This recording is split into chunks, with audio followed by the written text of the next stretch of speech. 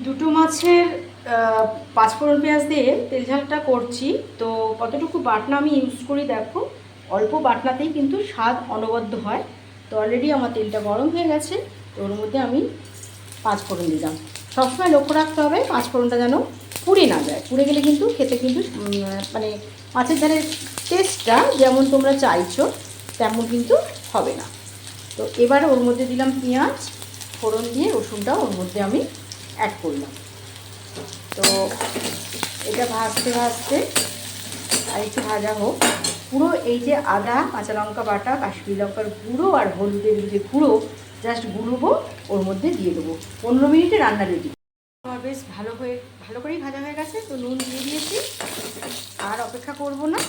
এবারে আমার এখানে আদা বাটা, কাশ্মীরি লঙ্কার গুঁড়ো আর যে হলুদের যে গুঁড়োটা ছিল তাতে আমি জলটা ঢেলে দিলাম। আর একটু জল দেবো, কারণ মাছগুলো একটু ফ্রেশই, মাছটা ফুটবে। তো মাছগুলো ওর মধ্যে আমি অ্যাড করে দিলাম। এরপরে আমি আমার এই যে ঢাকাটা একদম পরটিটা ঢাকা বসিয়ে দিই। জাস্ট 15 মিনিটেই একদম বাজার থেকে মাছ নিয়ে এসে সঙ্গে সঙ্গে তোমরা করে রাতে ডিনার তৈরি করে ফেলতে পারবে।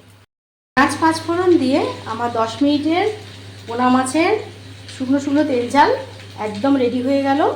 জাস্ট 15 মিনিটই করলাম বাজারটা করে নিয়ে আসার পরে, কারণ যাই হোক মাছটা আনার পর তারপরেই করেছি। তো খুব একটা সময় লাগলো না, কারণ কিচ্ছু বাটনা দিইনি। তোমরাই দেখেছো, একটুখানি পেঁয়াজ কুচি, রসুনের একটু ছেতো করা, আর একটু জাস্ট আদা গুলে, লঙ্কার গুলে জল, ব্যাস।